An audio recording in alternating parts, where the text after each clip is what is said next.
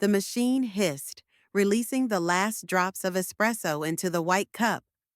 I swiped my napkin across the counter and glanced at the clock. It was 4:30, and my shift would be over in half an hour. Tomorrow is my 70th birthday, and I'm still standing behind the bar of a small cafe on the outskirts of Waterloo. I can't complain. The work keeps me energized, and I enjoy socializing with people. After Frank died 8 years ago, this place was my salvation. The house seemed too quiet, but here there was always someone here, telling me the news, sharing my problems. Geraldine, are you celebrating tomorrow? Sophie, my colleague, asked, wiping down the tables near the window.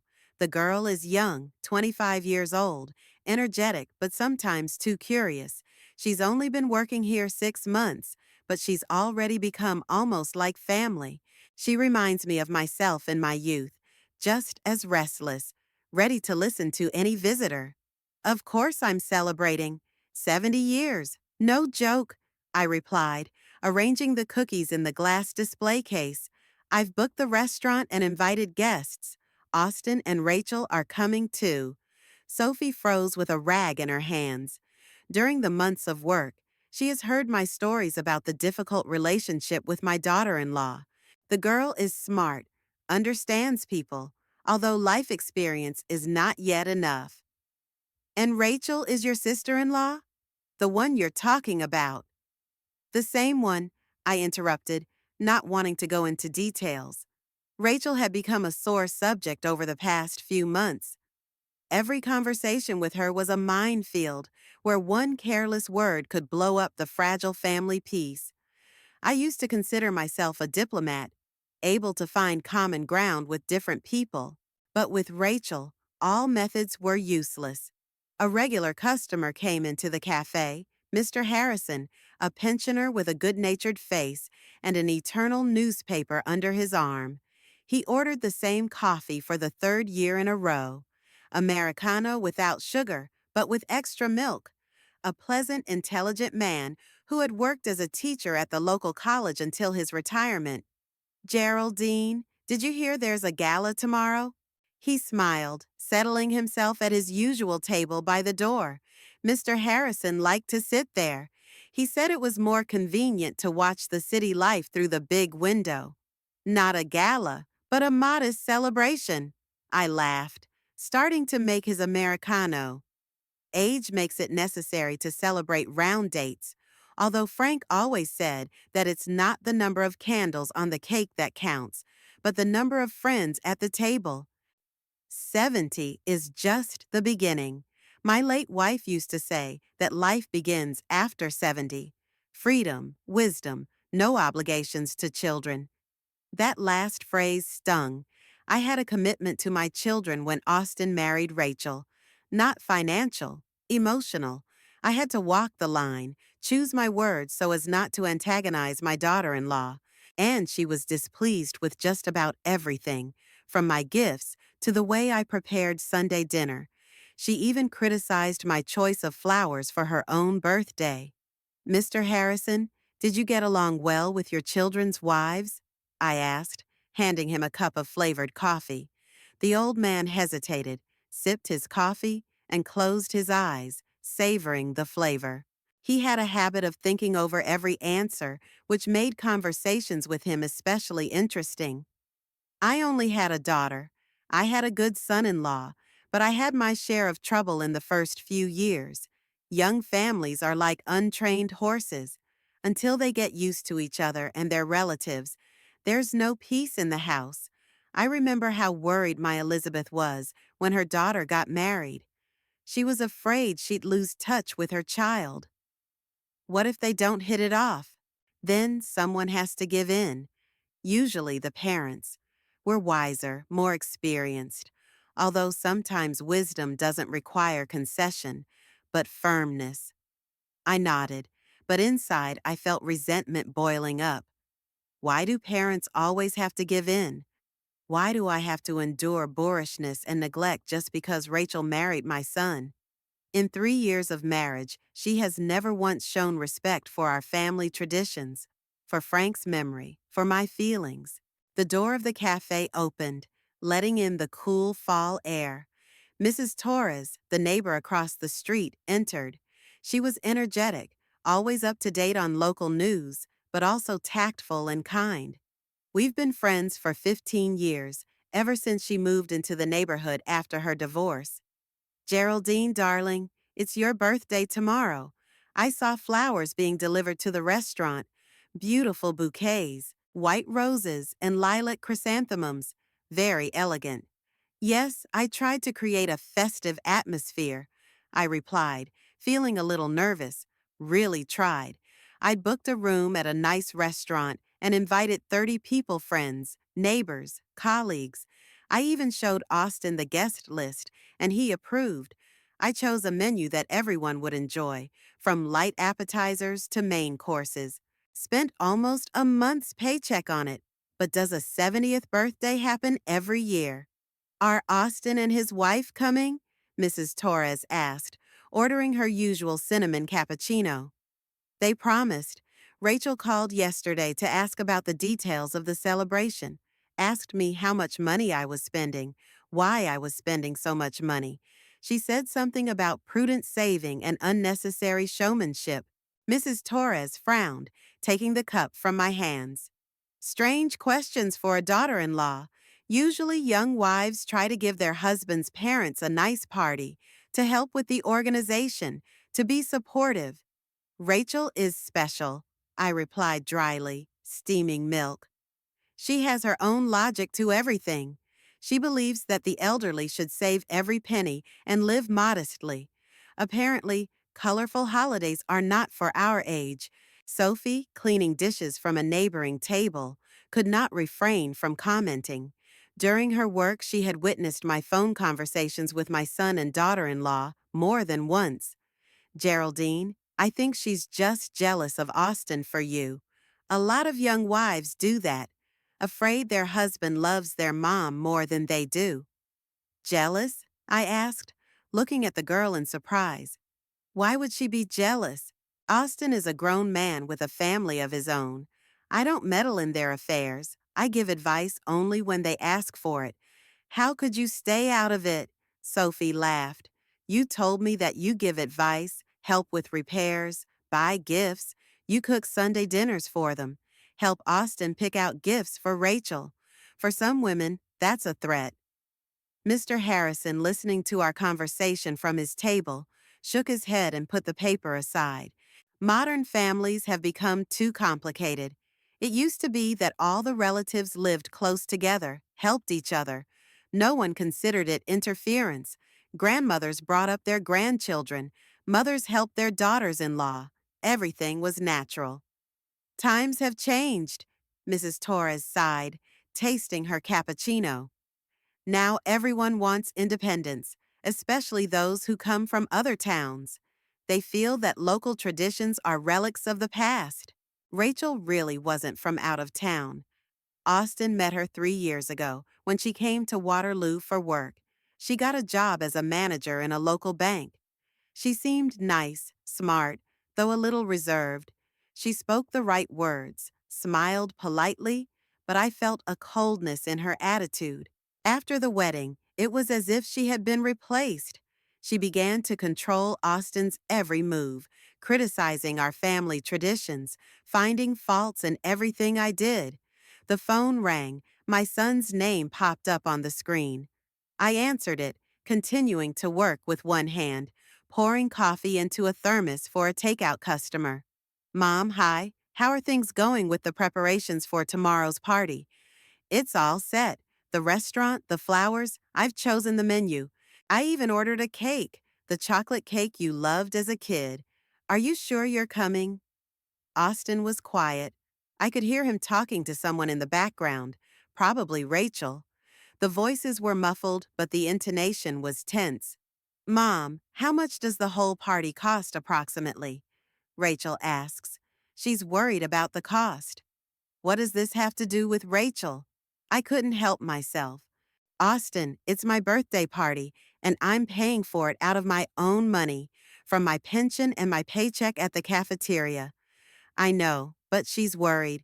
She says it's too expensive for a pensioner to spend that kind of money on one night. We could celebrate at home, cook something simple. Sophie and Mrs. Torres looked at each other. Mr. Harrison put the newspaper aside, clearly listening to the conversation. The whole cafe seemed to freeze, waiting for my reaction. Tell Rachel that my finances are not her concern. I work, I get a pension. I have a right to spend money on my own anniversary, especially since I'm spending money I earned myself. Mom, don't be mad. She just cares about our family.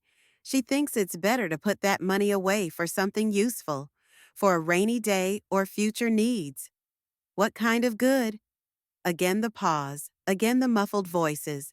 I pictured Rachel standing next to the phone, telling Austin what to say.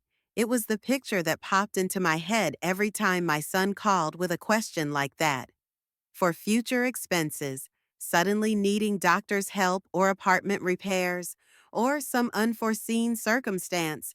At our age, you have to think ahead. Austin, I'm 70 years old, not 90. I'm healthy, my apartment is in order, I'm working, and I feel great. Tomorrow is my party, and I expect to see you at the restaurant by 7 o'clock, dressed and in good spirits.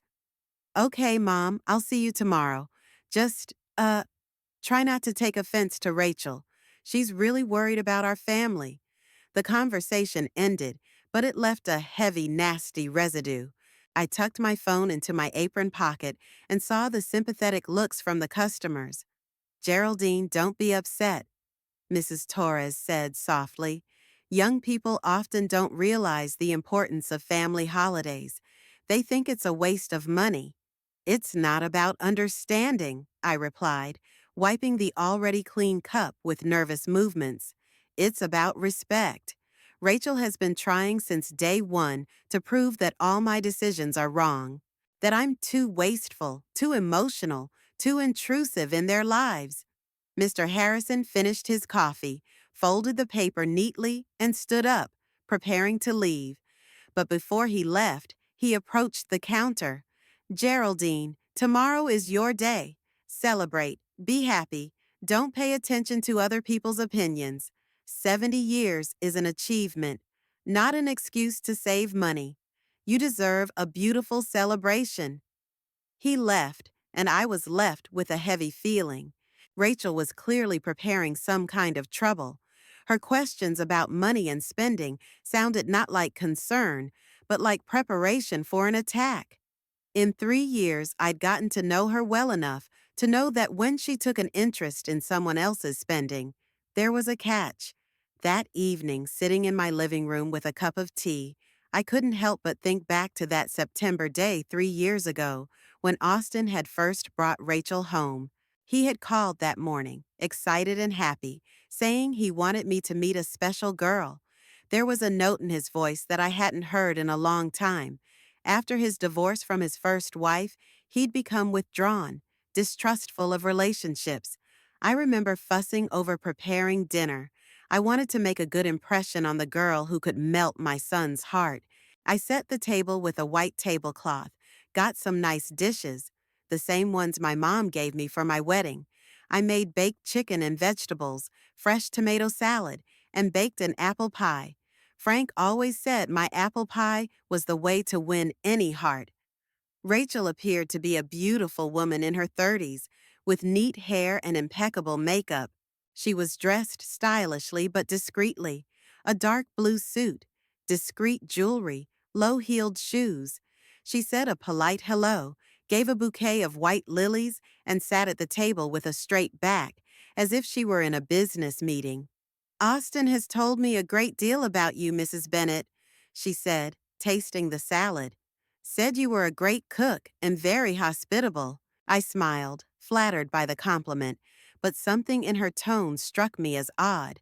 Too formal, too proper, like she'd rehearsed those phrases beforehand. Call me Geraldine, please. We're practically family since Austin brought you, I said, pouring her tea. Rachel nodded, but didn't smile back. Austin talked about work and weekend plans, occasionally glancing at Rachel with adoration. He was head over heels in love. It was obvious to everyone. She listened attentively, nodding, occasionally asking questions, but I could feel that she was studying us, analyzing every word. Rachel works at the bank, Austin said proudly. A manager of large clients. She has a degree in economics, 2 majors. That's interesting, I said. Where are you from, dear? Detroit. I moved to Waterloo for work 6 months ago. It's quieter here, and the people are more friendly. Austin must have shown you all the local sights, huh? Not all of them yet, his son laughed. But we plan to go all over the city. Rachel smiled at him, and there was genuine warmth in it. I thought at the time that I was just nervous about the importance of the moment. Every mother is nervous about meeting her son's mate. After lunch, we were having coffee in the living room when Rachel noticed the pictures on the dresser. Is that your late husband? She asked, pointing to a picture of Frank. Yes, Frank died 8 years ago. His heart failed him. I'm sorry for your loss. It must have been hard to be alone in such a big house. I nodded, but I thought it was odd that she immediately noticed the size of the house, like she was appraising the property. Mom's doing great. Austin stepped in. She works at a coffee shop, has a lot of friends, very active. Cafe? Rachel asked in surprise. Why work at your age? Isn't your pension enough? The question sounded tactless, but I put it down to my youth and inexperience in dealing with older people. I work for my soul. I like socializing, movement. It's boring at home alone. I see. So no financial problems? Austin frowned slightly. Rachel, who cares? Mom's her own woman. Of course, I'm sorry. It's just that, at the bank, she's used to being interested in the financial side of things. I didn't think much of it at the time, but now I realize she was looking at our financial situation from day one, evaluating what she could get out of meeting Austin's family. Over the next few months, they met regularly. Austin would glow with happiness, telling me how smart and practical Rachel was, how great she was with finances. She helped him to plan his budget, to choose profitable deposits, even made him give up some expenses that she considered unnecessary. Imagine, Mom, he said then. Rachel showed me how much money I spend on stupid things. Now I'm going to save for the future. By stupid things, I meant gifts for me, dinners out, weekend trips, all the things that used to bring us both joy. The first alarm bell rang on Thanksgiving. I invited them over for a family dinner, made the traditional turkey, cranberry sauce, pumpkin pie, all the dishes I'd been making for Austin since he was a kid. He loved our family feasts, always saying that no one cooks as good as Mom. Rachel came with a bouquet of flowers and a box of expensive chocolates, but she kept quiet all evening, only occasionally answering my questions. When I served dessert, she declined, saying she was watching her figure. And Austin has loved my pumpkin pie since he was a kid, I remarked as I poured my son a generous slice. Austin should watch his figure, too, Rachel replied coldly. Our metabolism slows down at our age. Austin looked embarrassed, pushing his plate away. Mom, maybe we really shouldn't. I've had too much to eat. I was stunned. My son, who had adored my desserts since childhood, was refusing pie because of a remark from a girl he'd only been dating for 6 months. After dinner, as they were about to leave, Rachel lingered in the kitchen. Geraldine, can we have a frank conversation?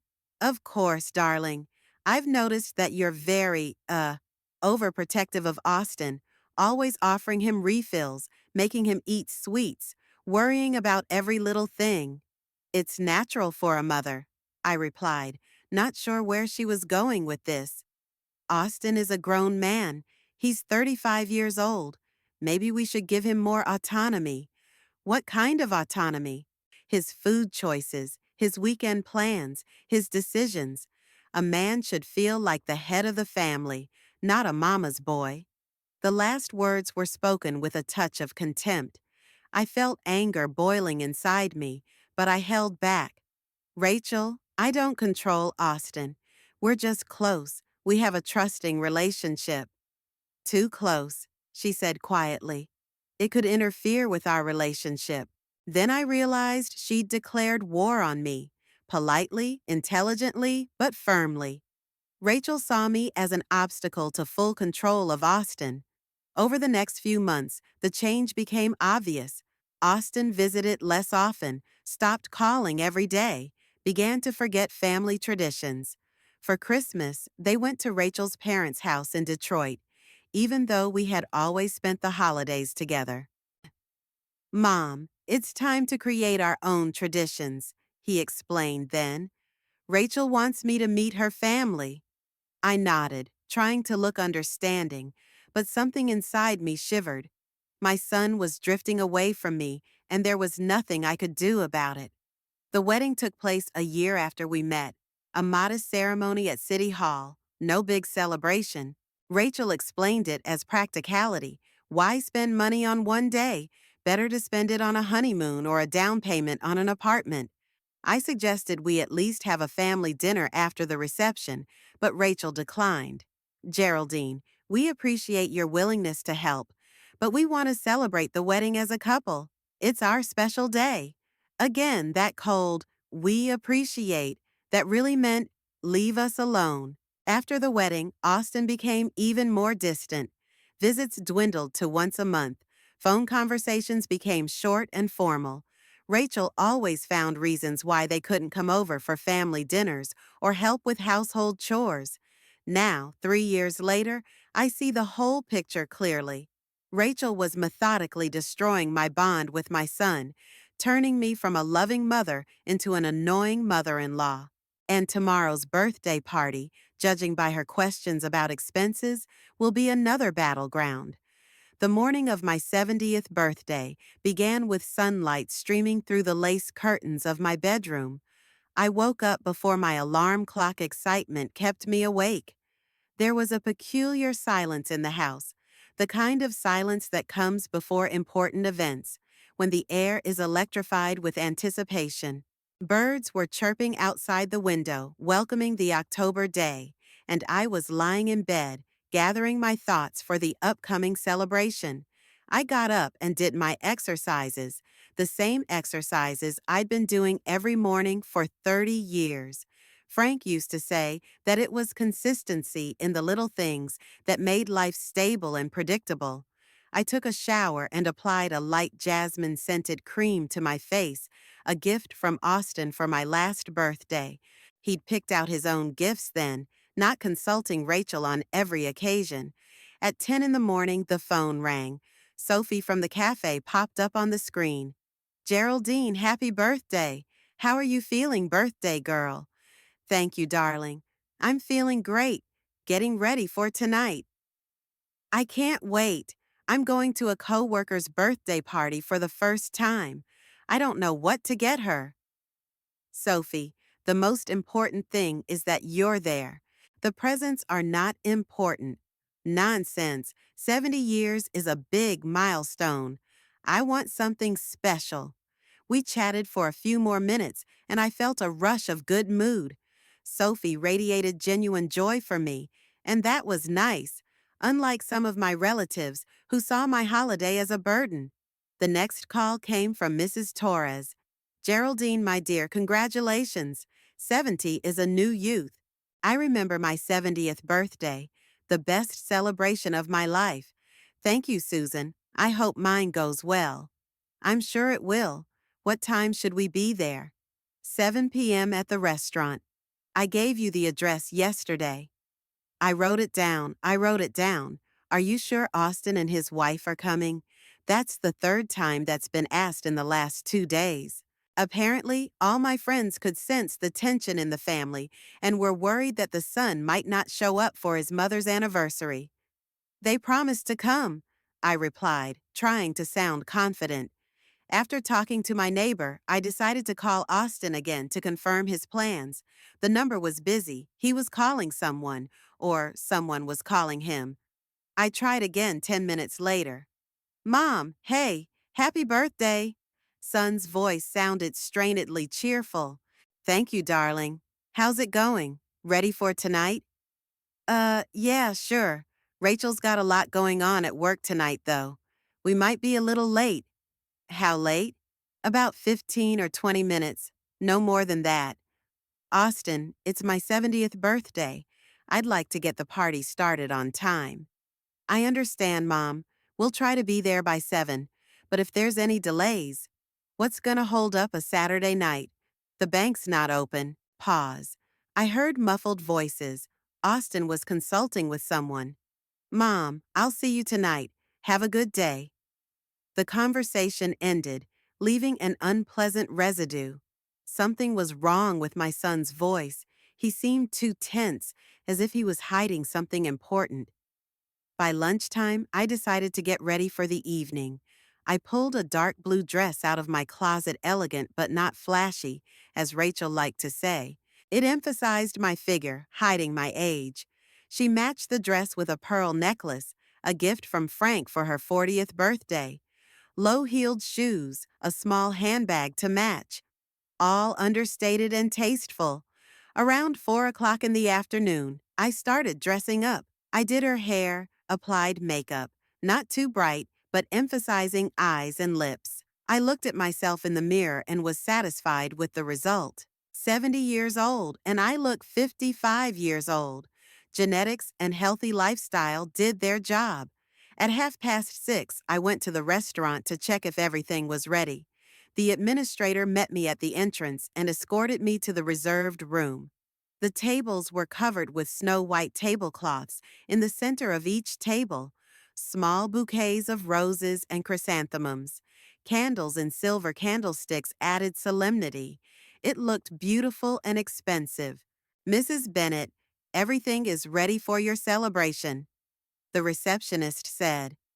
The menu is set, the drinks are chilled, and the cake is waiting. Thank you. Will there be music? Of course. Our pianist will start playing at 7 o'clock.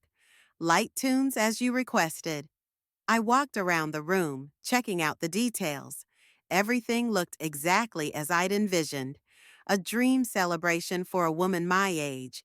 Elegant, cozy, no frills, but no stinginess either. By 7 p.m., the guests started arriving at the restaurant. The first to arrive were Mr. and Mrs. Harrison, he in an austere suit, she in an elegant gray dress. Next came Sophie in a bright red outfit with a large box of presents in her hands. Geraldine, you look amazing, she exclaimed. A real lady. Thank you, darling. You look beautiful, too. Neighbors came up, the Torres family, colleagues from the cafe, a few longtime friends. The room filled with voices, laughter, sounds of congratulations. A pianist played soft melodies, creating a pleasant atmosphere. Guests looked at the floral arrangements, praised the design, shared news. At 8:15, the receptionist approached me. Mrs. Bennett, shall we serve hors d'oeuvres? The guests had gathered. I looked around the room. Almost all the guests had arrived, except for the most important ones, Austin and Rachel. Their absence was becoming noticeable, and people were looking around, asking cautious questions. Let's wait another 10 minutes, I asked. Mrs. Torres approached me with a glass of champagne in her hand. Geraldine, why don't we get started? Austin will probably be here soon. Yeah, maybe we should. Let's not keep people waiting for latecomers. I signaled the receptionist, and the waiters started serving appetizers. The guests came to life, taking their seats at the tables, and conversations began. But I felt uncomfortable. The main character of the evening, my son, was still missing. At 8 o'clock, my phone vibrated. A message from Austin. Mom, sorry, we're running late. We'll be there in half an hour. Half an hour was already an hour late, for my mother's own birthday. I tried to hide my disappointment, smiled at the guests, toasted my gathered friends, but inside, irritation and anxiety were growing. Sophie noticed my state of mind and sat down next to me. Is everything okay? You look upset. Austin's late. It's been an hour. Maybe something's wrong. I don't know. Just traffic, I hope. By 9:30, it was obvious that the guests needed to be entertained despite my son's absence. I stood up and addressed the crowd. Dear friends, thank you for coming to share this special day with me. 70 years is a lot of memories, a lot of gratitude for the lived years. The guests applauded. Someone shouted, "To the birthday girl." I felt a rush of warmth. These people were genuinely happy for me, appreciative of our friendship. Mr. Harrison stood up and raised his glass. To Geraldine, a woman with a heart of gold, a wonderful mother, a wonderful friend. Here's to the next 70 years being even better than the last. Everyone laughed and drank to my health. The atmosphere became more relaxed, but I kept glancing at the door, waiting for Austin to appear. At 9 o'clock, the hall door finally opened. Austin and Rachel walked in, he in a dark suit, looking worried, she in a strict black dress, with a stony expression on her face. Austin headed straight for me. Rachel followed slowly, looking around the room with a critical eye. "Mom, sorry I'm late." Austin hugged me, kissing my cheek. "Happy birthday." "Thanks, honey. What's wrong? Why are you so late?" Business got delayed. Rachel was working late. I looked at my sister-in-law. She was standing there, making no attempt to congratulate me or apologize for being late. She had no gift or flowers in her hand. "Rachel, thank you for coming," I said, trying to sound friendly. "Yes," she said briefly, continuing to survey the room. "A lot of people are here." I could sense the disapproval in her tone, as if the number of guests was something objectionable. The guests had noticed Austin's arrival and were coming up to meet him and Rachel. His son behaved naturally, smiling, answering questions about his work and plans. Rachel was reserved, answering one-word answers, clearly showing her unwillingness to participate in the party. The receptionist approached me. "Mrs. Bennett, can I get some hot food? The guests have been eating appetizers for an hour." "Of course, let's do it." Everyone's assembled. The main courses began to be served. Waiters were serving plates, pouring wine, creating an atmosphere of real celebration. I sat at the place of honor at the head of the table, with Austin and Rachel next to me. The guests were eating, talking, sharing memories, but I could feel the tension coming from my sister-in-law. She barely touched her food, silent, only occasionally answering direct questions. Austin looked uncomfortable too, constantly glancing at his wife, as if waiting for instructions. When the waiters brought the cake, a beautiful three-tiered cake with 70 candles, the guests applauded. The pianist played Happy Birthday, and everyone picked up the song. The moment was touching and solemn. I blew out the candles, making a wish for peace in the family. The cake was cut, placed on plates. Sweet cream melted on my tongue, reminding me of my childhood, when birthdays were the happiest days of the year. "Delicious cake," Sophie said. "Where did you order it?" "At a bakery on Main Street. They're real craftsmen." "It must have cost a lot," Rachel said. The room grew quieter. The guests looked at each other. The comment sounded inappropriate. "Honey, it's not your concern," I said softly. "I was just wondering. This whole party must have cost a fortune." Austin jerked, putting his hand on his wife's shoulder. "Rachel, not now." "Why not now? It's a normal question. People are interested in prices." The atmosphere in the room became tense. The guests fell silent, not knowing how to react to the strange dialogue. I felt my cheeks burning with shame and anger. An awkward silence hung in the air of the restaurant hall.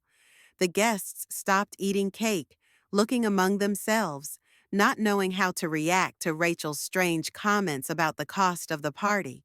The pianist continued to play a quiet tune, but the music now seemed out of place amid the rising tension. I took a deep breath, trying to keep my composure. 70 years of life had taught me how to handle different situations, but public humiliation from my own sister in law on her birthday was a real challenge. Rachel, let's not ruin the party by talking about money, I said as calmly as I could. Today is a day for joy and gratitude. Gratitude? Rachel put down her fork and turned to me. Gratitude for what exactly? For spending a fortune on a show? Austin turned pale and grabbed his wife's arm. Rachel, stop it. You're saying inappropriate things. Inappropriate. Her voice was getting louder and louder. I think it's very appropriate. It's time someone told the truth about this, spectacle. Mrs. Torres stood up from her seat, clearly about to intervene, but I gestured for her to stop. Sophie sat open-mouthed, disbelieving what was happening. Mr. Harrison frowned, pressing his lips into a thin line of disapproval. What play? I asked, feeling the anger boiling up inside. Rachel stood up, looking around at the assembled guests with the air of someone ready to make an important speech. Her black dress looked ominous in the candlelight, her face rigid. This circus with the expensive restaurant, the flowers, the cake, the waiters, all that money thrown away for what? To show off for the neighbors? Rachel! Austin stood up abruptly, his face red with shame. Apologize at once. I won't apologize for the truth, she replied coldly. Someone should finally say that a pensioner working in a cafe can't afford such expenses. It's irresponsible and stupid. There was dead silence in the hall. Even the pianist stopped playing, feeling the heat of passion. The waiters froze against the walls, not knowing whether to continue the service. The guests sat mesmerized, watching the family drama unfold. My expenses are my business, I said, barely containing the tremor in my voice. Yours? Rachel grinned. And when you need help, who do you turn to? Your neighbors? Your coworkers at the coffee shop? No, my son, and then our family will pay for your whims today. It's my birthday, I tried to object. 70 years. I don't care about your 70 years, Rachel exploded. Stop being sentimental. Stop pretending that age gives you the right to be irresponsible. Austin grabbed her by the shoulder, trying to make her sit down, but she pulled out of his arms. The guests began whispering indignantly amongst themselves. Sophie groaned softly, pressing her hand to her mouth. I'm not funding this circus, Rachel continued to shout. Stop living beyond your means. Stop pretending to be a rich lady. The last words were the straw that broke the cup of my patience. 3 years of humiliation, neglect, attempts to control my every move suddenly resulted in a clear understanding. It's time to put an end to this story. I slowly got up from my seat, walked to the counter, where there was a microphone for congratulations. I took it in my hands and turned it on. The hall was filled with a light feedback noise that attracted the attention of everyone present. Dear friends, I began in a calm voice, my sister-in-law thinks that this holiday is a circus.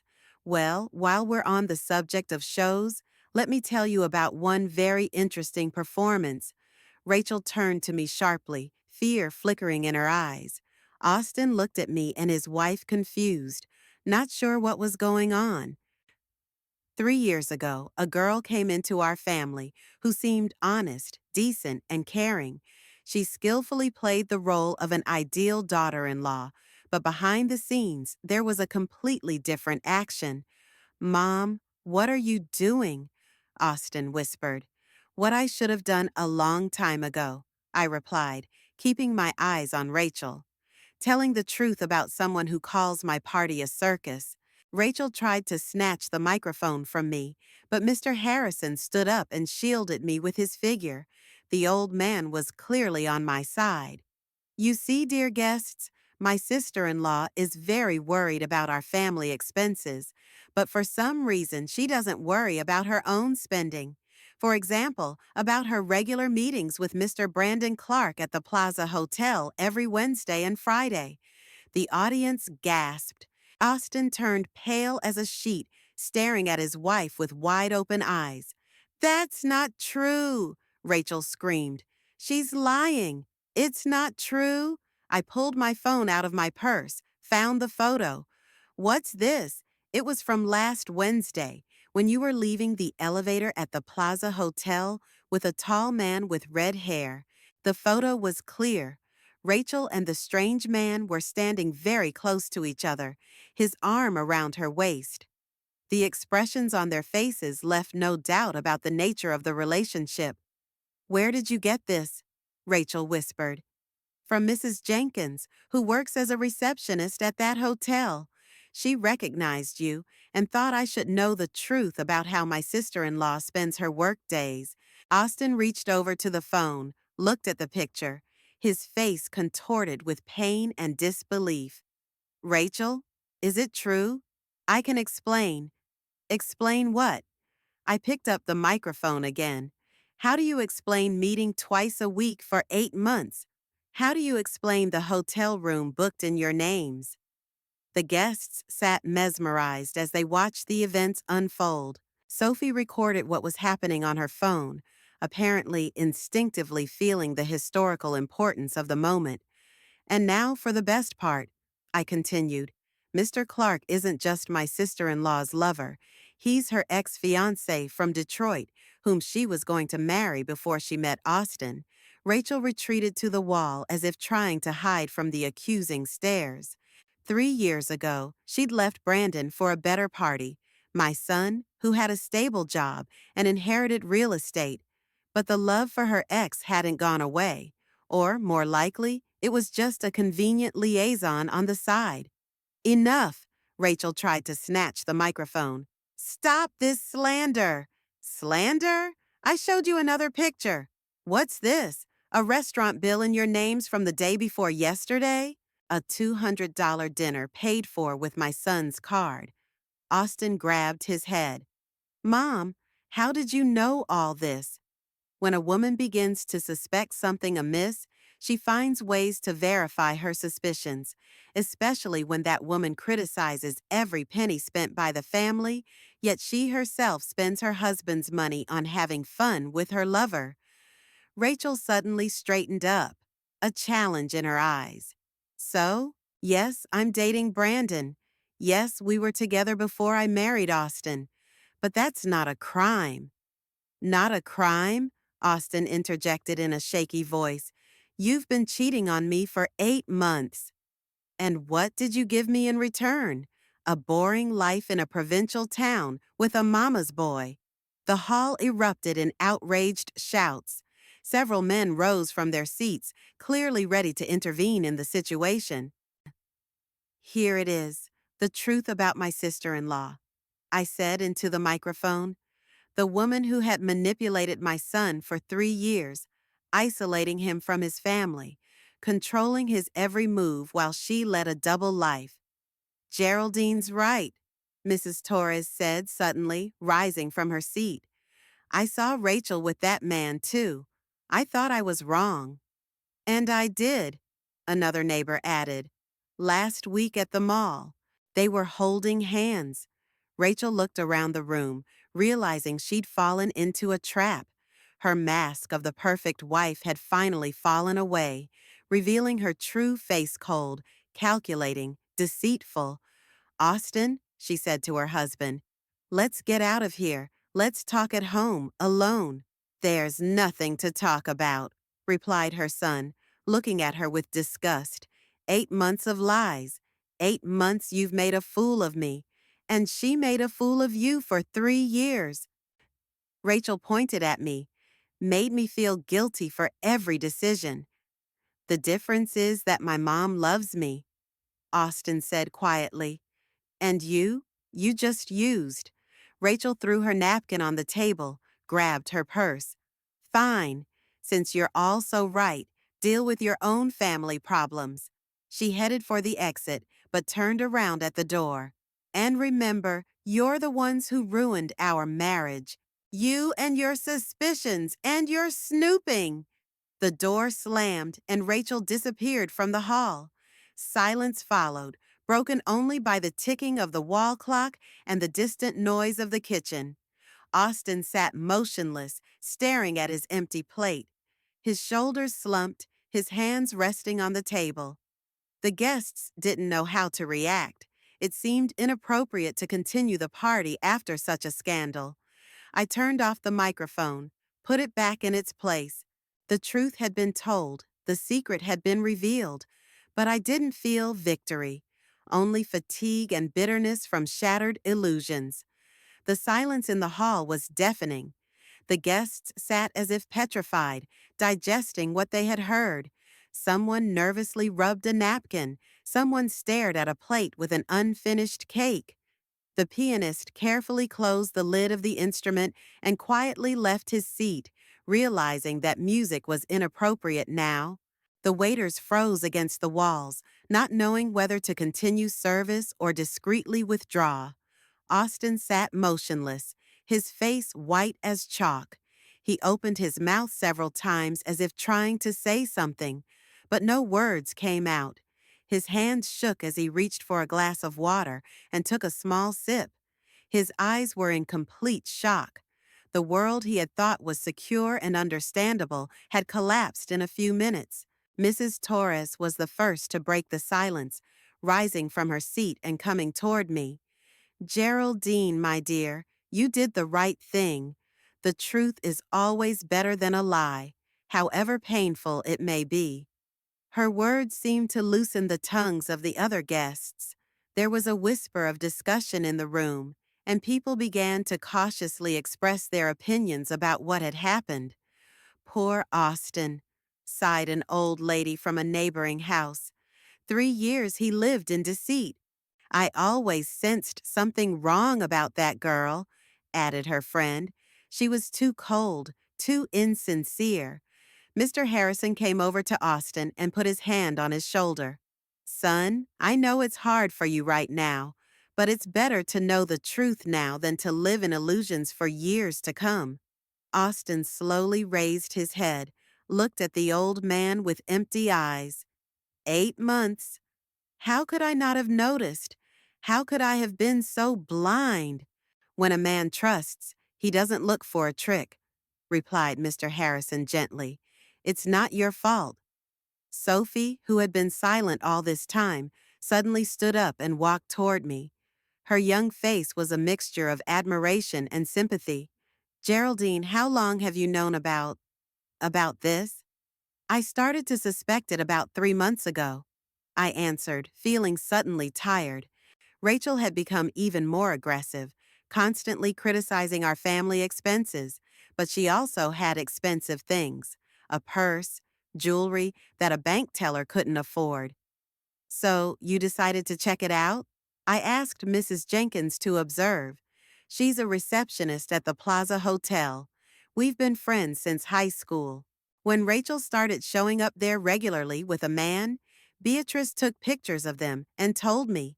Austin stood up abruptly, his chair falling to the floor with a clatter. "Mom, why didn't you tell me anything? Why didn't you say anything for 3 months?" The question sounded painful and reproachful. I saw in my son's eyes not only shock at my wife's betrayal, but also resentment toward me. "Because I hoped I was wrong. Because I knew you wouldn't believe me. You'd think I was trying to destroy your marriage out of jealousy." "Well, aren't you?" The question was quiet, but it was venomous. The guests froze, waiting for my answer. I felt my insides clench with pain. Even now, after all the evidence, my son doubted my motives. "Austin," I said slowly, "if I wanted to destroy your marriage, I would have done it 3 years ago. I had plenty of reasons to disapprove of Rachel." "What reasons?" "She isolated you from your family, criticized our traditions, controlled your every move. But I kept quiet because I thought, maybe I really am interfering too much in your life." Sophie nodded, supporting me. "Geraldine's right, Austin. She never said anything bad about Rachel, even though it was obvious that their relationship was complicated." "We all saw how Rachel treated your mother," Mrs. Torres added. neglectful, cold. But Geraldine was always defending her, saying that young people needed time to adjust. Austin paced the room, trying to get his thoughts in order. The guests watched him sympathetically, all realizing what a blow he'd been dealt. 8 months, he repeated as if he couldn't believe it. 8 months she lied to my eyes every day. And what's worse, one of the neighbors intervened, she spent your money on meetings with her lover. Restaurant bills, hotel, how much money did that take? I pulled out my phone, showed him pictures of other checks Mrs. Jenkins had sent. About $1,200 for the last 2 months. Dinners, hotel rooms, gifts. Austin turned even paler. 1,200, and she yelled at you for spending it on your birthday. A classic example of psychological manipulation, Mr. Harrison said, blaming others for your own sins to deflect suspicion. Suddenly, the hall door opened and Rachel burst in. She was flustered, her hair disheveled, her makeup smudged. She was followed by a tall, red-haired man, the same one I'd seen in the pictures. Austin, she shouted, we have to talk. All the guests turned toward the door. Brandon's appearance was another shock. No one had expected Rachel's lover to dare come here. Get out of here, Austin said coldly. Both of you. No, listen to me. Rachel walked over to him, holding out her hands. Yes, I've been seeing Brandon, but it's not what you think. It's not? Austin backed away from her. What is it then? We were just talking. He was helping me to understand my feelings, to make sense of my relationship with you. The hall exploded with indignant exclamations. Even the most restrained guests could not contain their emotions. Talking in the hotel room? Mrs. Torres asked sarcastically. And spending Austin's money on romantic dinners to talk? Sophie added. Brandon, who had been silent until then, suddenly spoke up. Rachel, enough. Tell the truth. She turned to him sharply. Shut up. None of your business. It is, he said firmly, because I'm tired of these lies. Austin, your wife wasn't just seeing me. We were planning to start a new life together. The room became so quiet that every person's breathing could be heard. Austin looked at Brandon without blinking. What did you say? Rachel promised to divorce you by New Year's Eve. We were going to move to Chicago, where I got a new job. She said marrying you was a mistake. Shut up, Rachel screamed. That's not true. It's not true. Brandon pulled his cell phone out of his pocket. What's this? Your messages from last week? He started reading. I hate this suburban life. Austin is so boring, and his mom is a nightmare. I can't wait till New Year's Eve and we're free. Austin faltered, grabbing the back of his chair. His wife's words, read aloud, hurt more than any evidence of infidelity. Another message, Brandon continued. Had to endure Sunday dinner at my mother-in-law's again today. I'm so sick of it all. Austin doesn't even realize how manipulative she is.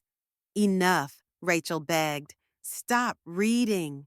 No, let her read, Austin said quietly. I want to know the truth, the whole truth. Brandon continued.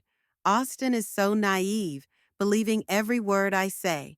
Sometimes I think he ignores the obvious on purpose, afraid of losing another wife.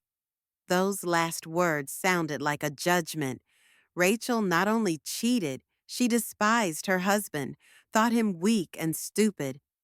3 years, Austin whispered. For 3 years you thought that about me? Rachel realized that the game was lost. The mask of the caring wife had finally fallen, revealing her true face. What was I supposed to think? She asked defiantly. You really are weak, letting your mother run your life, taking her side in every conflict. I was protecting you, Austin shouted. Every time Mom tried to talk to me about your behavior, I stood up for you, defended you. Rachel laughed hysterically. You were just afraid of conflict. You preferred to pretend that everything was fine. The guests listened to this dialogue with horror. The disintegration of the family was happening before their eyes, and it was painful to watch. Rachel, go away, Austin said tiredly. Just leave and don't come back. I'd love to, she replied. I don't feel sorry for anyone here. Not you, not your precious mommy. She turned around and headed for the exit. Brandon followed her, but turned around at the door. Austin, I'm sorry. You didn't deserve to be treated like that. And they were gone, leaving behind a shattered family and confused guests. The room fell into a heavy silence, broken only by the ticking of the clock and the distant sound of traffic. After Rachel and her lover had left, there was a heavy silence in the room. Austin stood in the middle of the room like a lost child, not knowing what to do next. His face had taken on a grayish, earthy hue, his arms hanging limply along his body. He stared at the door through which his wife had just disappeared, but his gaze was absent, fixed somewhere inside himself. The guests didn't know how to react to what had happened. The party had turned into a family drama, and no one was prepared for this turn of events. Someone nervously went through the cutlery. Someone studied the patterns on the tablecloth, avoiding to look at the main participants of the conflict. The atmosphere became so tense that even the air seemed thick and hard to breathe. Mrs. Torres was the first to break the silence. She rose from her seat, approached Austin, and gently touched his arm. Austin, dear, sit down. You need to come to your senses.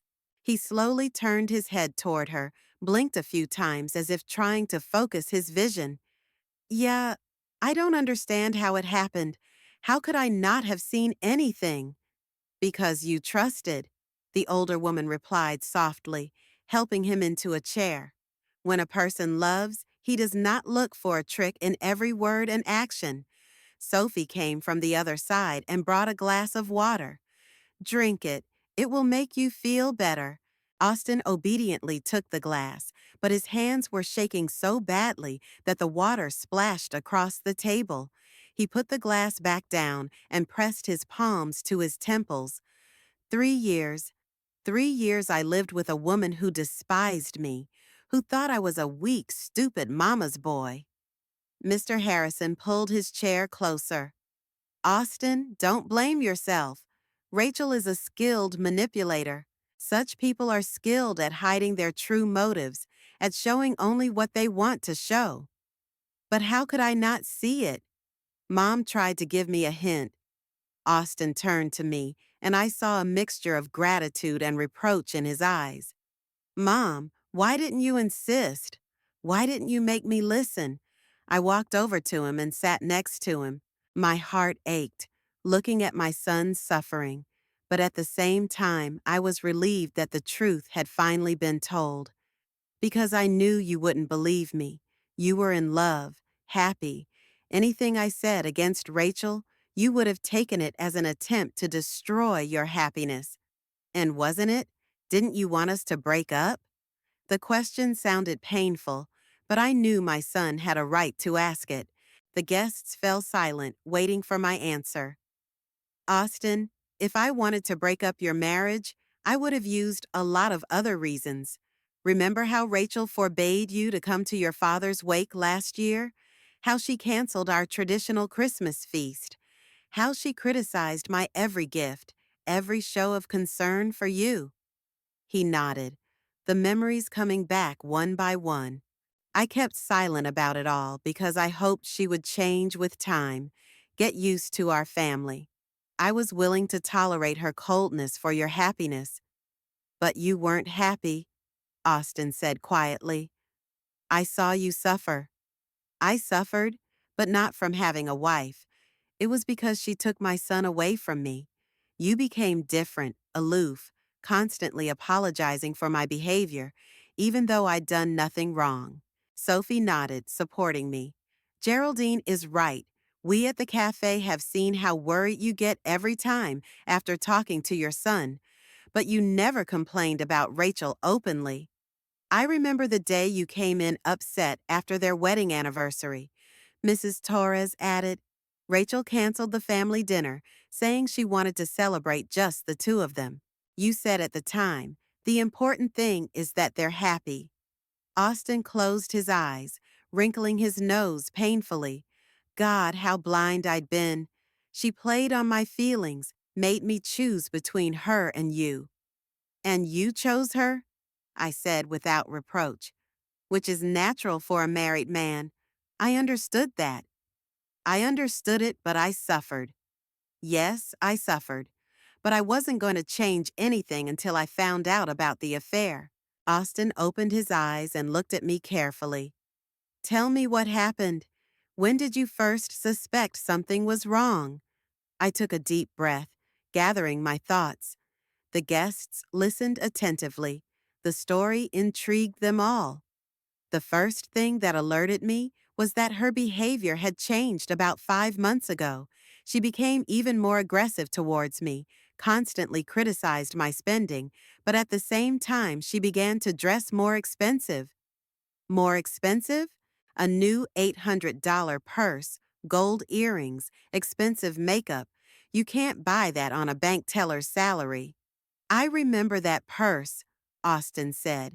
She said she got it at a discount. I checked and there was no such discount at that store. Then I started paying attention to other details. Mr. Harrison leaned forward, listening intently. What details? Rachel started to work late on Wednesdays and Fridays. Those were the days in question. She used to have a fixed schedule, and then all of a sudden there was constant overtime. So you decided to follow her? Not right away. I just watched her at first. I noticed she came home in a particularly good mood on overtime days, singing, smiling, more affectionate with you. Austin wrinkled his nose painfully. Because she was spending time with her lover. Apparently, yes. And then 3 months ago, something happened that finally convinced me that I'd been unfaithful. What was it? Do you remember when Rachel lost her wedding ring? Said it slipped off her finger while she was doing the dishes? I do. We even bought a new one. The ring never got lost. I saw it on her finger the morning of the day she said she lost it. It was gone that evening. The guests looked at each other. Sophie shook her head. Why take off her wedding ring? To keep it from showing your lover that you're married, Mrs. Torres replied. It's a classic move. After that incident, I knew I had to get proof. So I went to Mrs. Jenkins, explained the situation, and she agreed to help. Beatrice was as outraged as I was. She said she would not tolerate secret meetings in her hotel at the expense of her cheating husband. Austin stood up and walked across the room. The guests watched him in silence, realizing how difficult it was to digest all this information. So you knew the truth for the last 3 months, but you kept silent? I hoped I was wrong, that there was some reasonable explanation. I didn't want to ruin your life based on suspicion. But today I decided to tell you. She pushed me to do it today. She called my party a circus, humiliated me in front of all the guests. I realized I couldn't keep quiet any longer. Austin stopped at the window and looked out at the dark street. The lights of cars flashed behind the glass.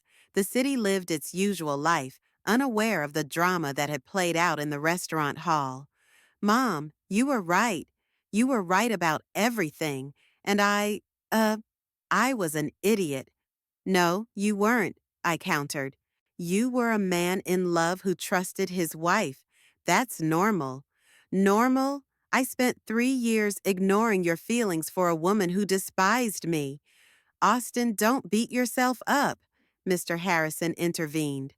Rachel was a skilled manipulator. She knew which strings to push. She used my love for my mother against me, made me feel guilty for every show of concern for my family. Sophie stood up, walked over to him. You know what the most important thing is? You didn't lose your mom. Geraldine has always loved you and will always love you no matter what. Austin turned to me, tears glistening in his eyes. Mom, I'm sorry. I'm sorry for all these years, for not listening to you, for not protecting you from her attacks.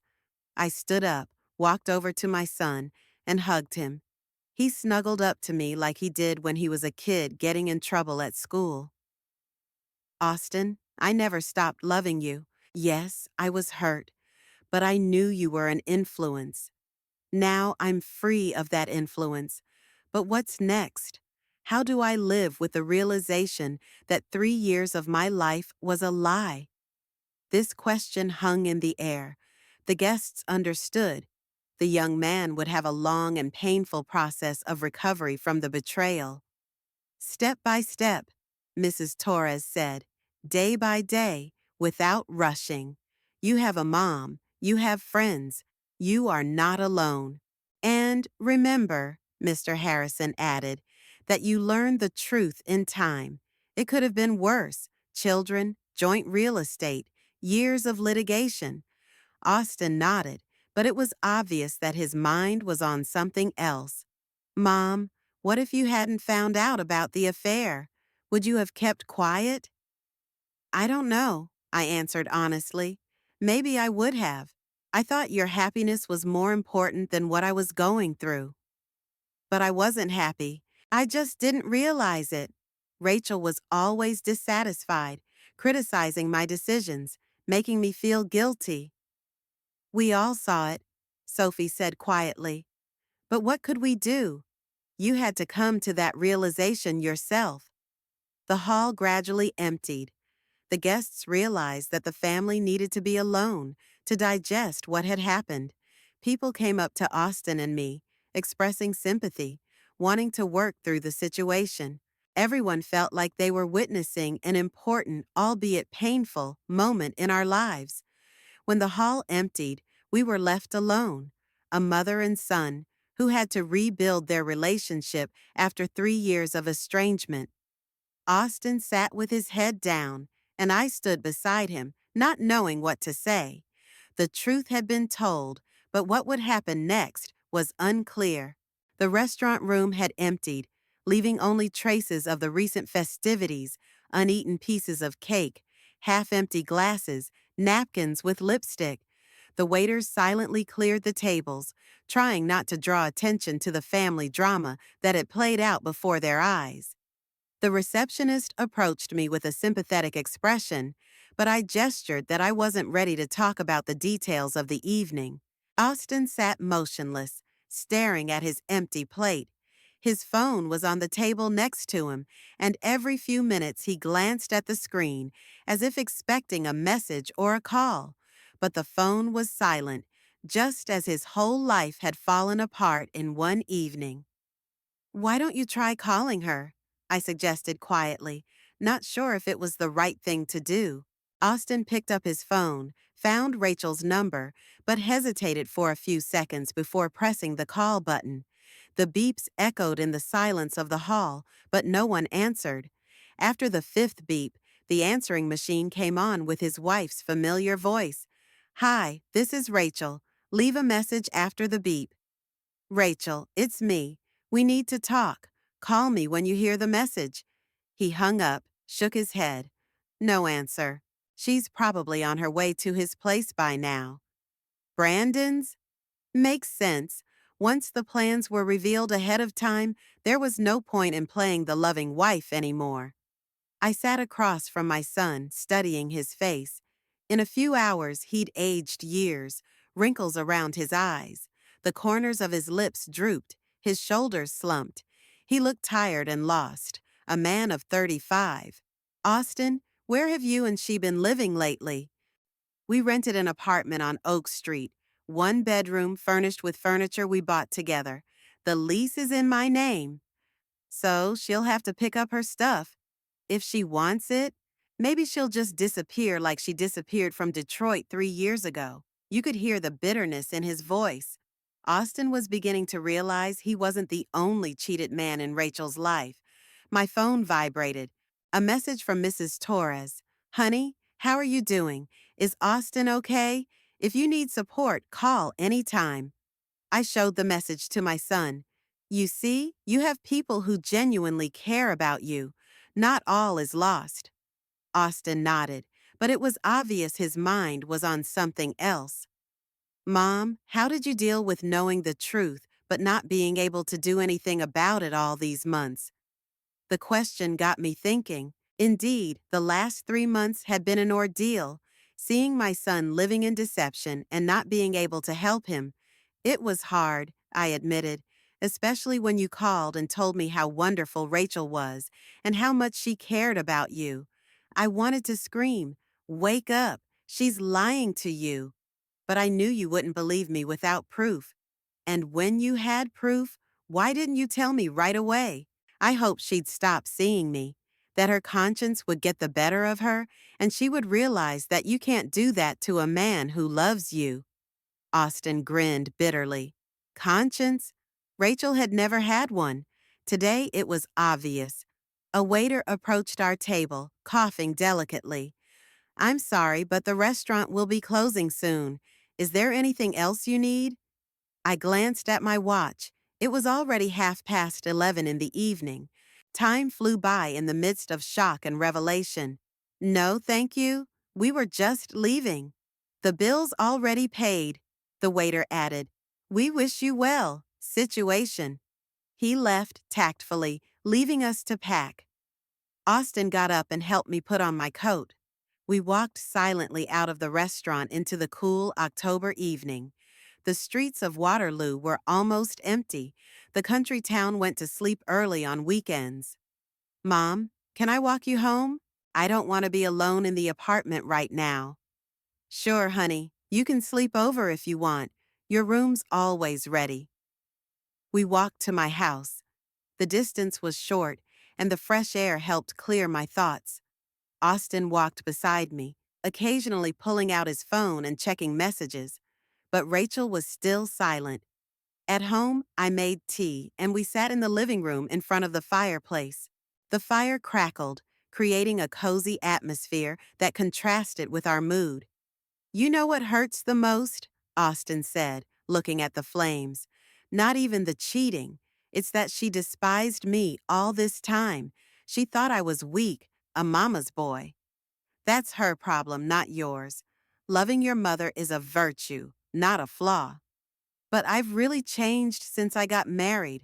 I drifted away from you, stopped calling you every day, abandoned our traditions. Because she forced you to. Slowly, imperceptibly, but persistently. Austin sipped his tea, shook his head thoughtfully. How did she do it?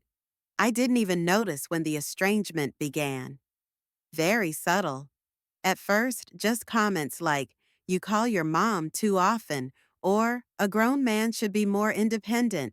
Then it started with random plans for the time you used to spend with me. Yeah, I remember. Every weekend she had something to do right when we planned to meet. And when you did show up, she'd spoil the mood with her frustration. Said you paid more attention to me than you did to her. Austin set the cup on the table, covered his eyes with his hands. God, how blind I'd been. She manipulated me like a puppet. Don't blame yourself. Rachel is a professional at psychological games. You're probably not the first man she's manipulated like that. Austin's phone suddenly rang. Rachel's name popped up on the screen. My son looked at me questioningly. Answer it, I said. Find out what she intends to do next. Austin took the call, put it on speakerphone. Hello, Rachel. Austin, I need to get my things. His wife's voice sounded cold and businesslike, without a trace of remorse or embarrassment. When? Tomorrow morning. I'll come with Brandon, load everything in the car, and leave. Where to? That's none of your business. The important thing is that I'm not going to ruin your life by being in it anymore. Austin clenched his fists, fighting the urge to tell his wife what he thought of her. Rachel, we need to talk about the divorce, the joint property. I don't need anything from you. You can get a divorce any way you want. I'll sign the papers and mail them to you. What about the apartment? Furniture? We have joint deposits in the bank. Keep the junk. I just want my personal effects and my car. The car was in Austin's name, but Rachel used it mostly. You're taking the car too? Yeah. Think of it as compensation for the emotional toll of living with you. Rachel's insolence surprised even me. Not only had she ruined the marriage by cheating, but she was also demanding compensation for her suffering. You know what? Austin said, his voice firm. Take the car and get out, just so I never have to see you again. I'd love to. And by the way, tell your precious mommy thanks for the circus tonight. It was very entertaining. She dropped the call, leaving us alone with silence and bitterness. Not even an apology, Austin whispered. Not for cheating, not for lying, not for humiliating me. People like that don't know how to apologize. For them, it's always someone else's fault. Austin stood up and paced the room. Mom, I know you did the right thing today, but why do I feel so hard? Why does it hurt, even though I know she didn't love me? Because you didn't just lose your wife. You lost your faith in knowing people. You lost confidence in yourself.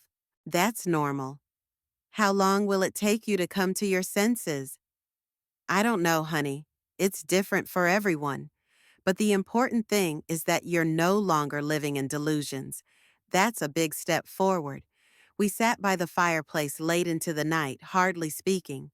Austin was thinking about the past. I was thinking about the future. How will our relationship work out now that the truth is out in the open?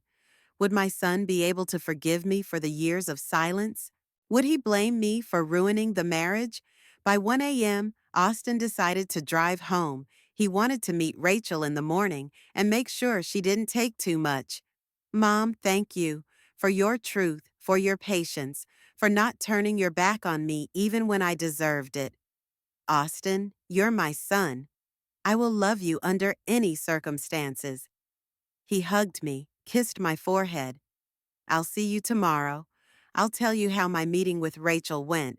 After he left, I sat in the empty living room for a long time, analyzing the day's events. My 70th birthday will always be remembered, not as a celebration, but as the day the family lies were exposed. Was I right to tell the truth publicly? Maybe I should have talked to my son alone. On the other hand, Rachel had provoked the situation herself with her abusive antics. If she'd been on her best behavior, maybe I never would have decided to go public. But now that it was over, I had to build a new relationship with my son. A relationship based on truth, not compromise and innuendo. It won't be easy. There's too much pain built up over 3 years. But we have a chance to start over, and I intend to take it. It was 4 days after my 70th birthday, which will always be remembered as the day of the family scandal. I tried to work as usual in the cafe, but my coworkers and regular customers kept asking me how Austin was doing, how he was coping with the divorce. News travels fast in a small town, and the story of Rachel's affair had already become a topic of discussion in the lines of stores and hairdressers. Sophie treated me with a special delicacy, as if I were a sick person in need of peace and care. Mr. Harrison came every day for his Americano and was sure to inquire about his son's well-being. Mrs. Torres called every evening, offering help or just wanting to chat. All of these acts of caring were nice, but they couldn't drown out the anxiety that had settled in my heart. Austin didn't call after that night when he went home to meet Rachel. I knew she was coming to get her things.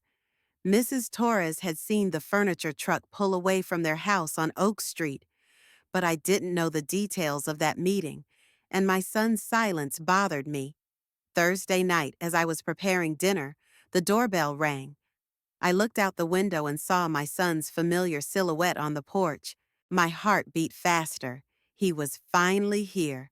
But when I opened the door and saw his face, my joy was replaced by anxiety.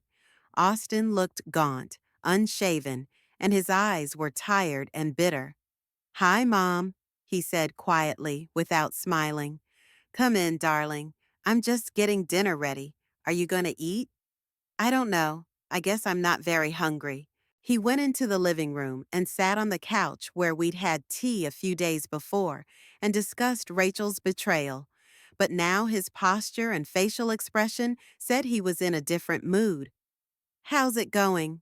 Did Rachel pick up her stuff? I asked, sitting down in the chair across from me. She did. She came with Brandon and two movers on Monday morning.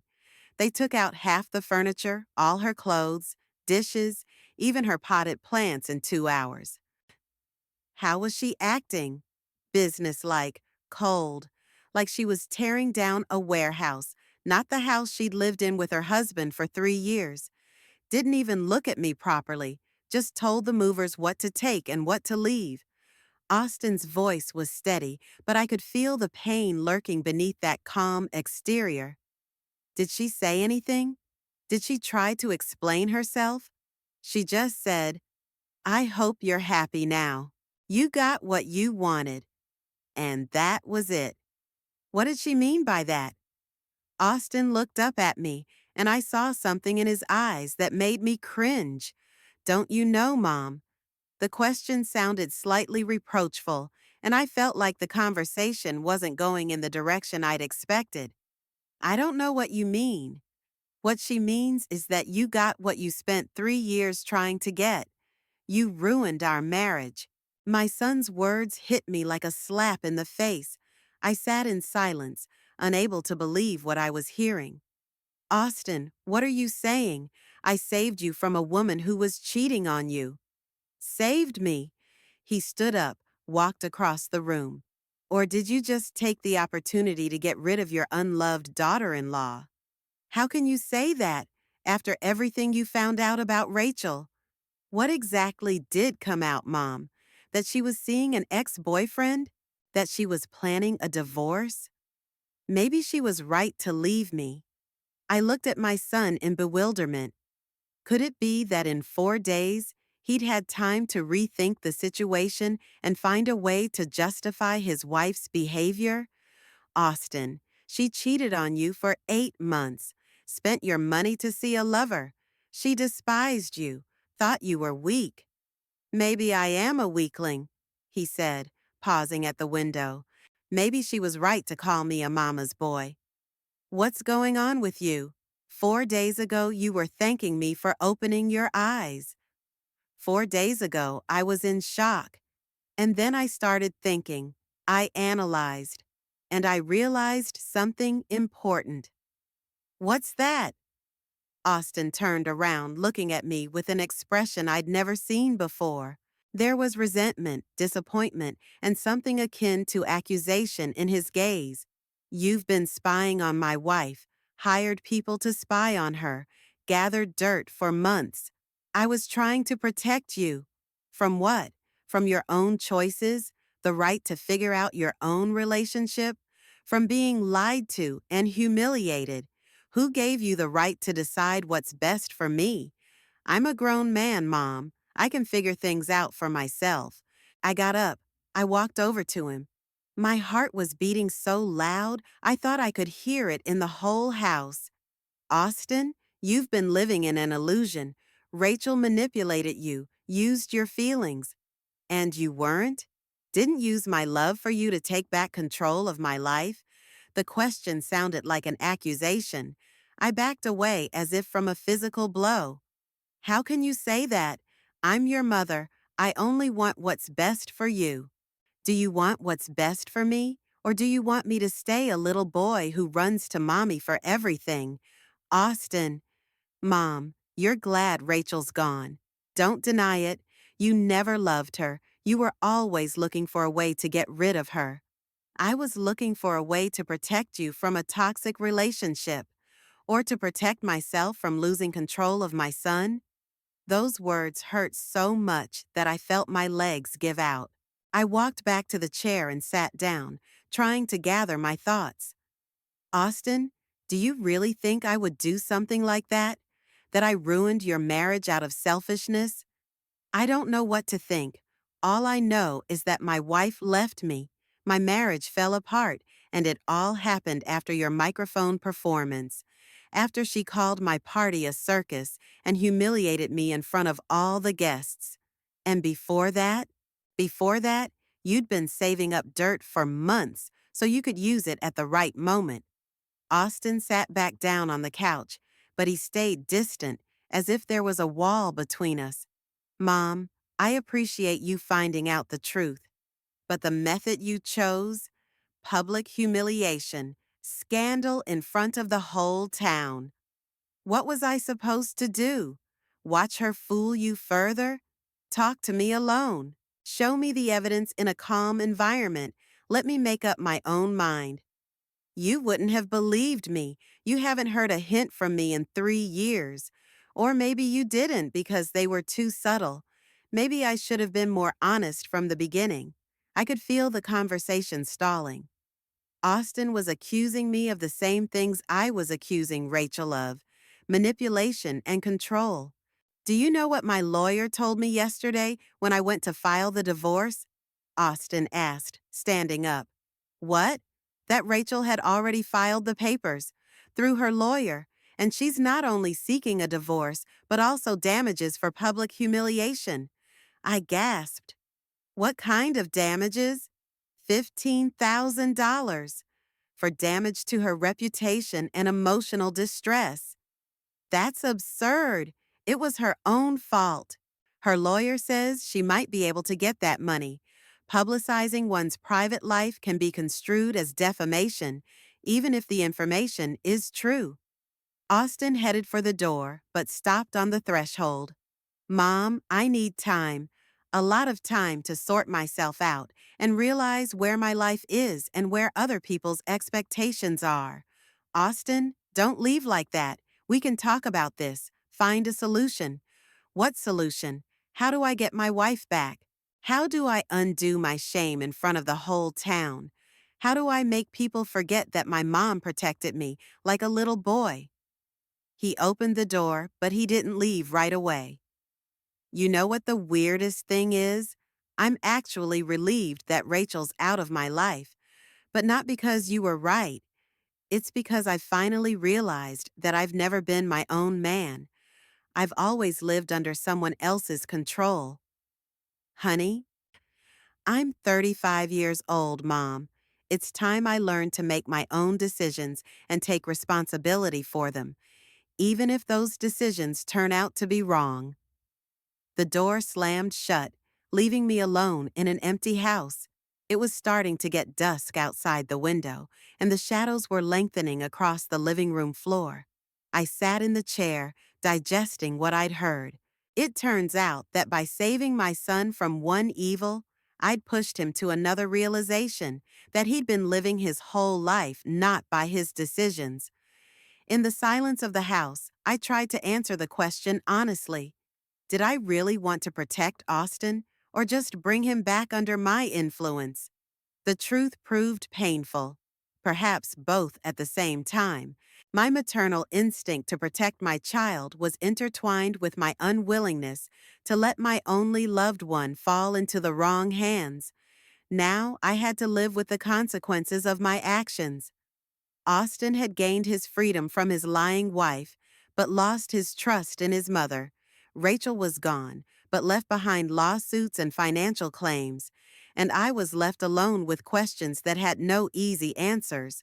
70 is an age when wisdom should come, but I felt like a confused woman who had made a mistake trying to do the right thing. Perhaps that's the lesson of my anniversary. Sometimes even the best intentions lead to results no one expected. In the evening, the phone rang. Mrs. Torres, as always, was interested in how I was feeling. I told her about the conversation with my son, his accusations, and Rachel's plans to seek compensation. Geraldine, the neighbor said after a long pause, maybe Austin is partly right. Maybe you do interfere too much in his life. Susan, are you against me too? Not against me, but for honesty. You saved him from an unfaithful wife, that's a fact. But maybe you should have done it differently. I hung up the phone and realized that everyone around me saw the situation that way. I was right in substance, but not in form. The truth, said at the wrong time and in the wrong place, did more harm than good. I sat by the fireplace in the late afternoon, staring at the flames and thinking about the future. Austin had asked for time to think, and I had to give him that time. Perhaps he would return when he realized that motherly love didn't always mean a desire for control. Or perhaps our relationship was forever changed. Either way, my 70th birthday was not a celebration, but a turning point. A point after which everything in our family became different, and I had to learn to live in this new reality where truth doesn't always bring happiness and good intentions can have bad consequences. Austin will choose his path, and I would wait and hope that someday he would realize, despite all the mistakes, I loved him and wanted the best for him, even if my idea of the best turned out to be wrong.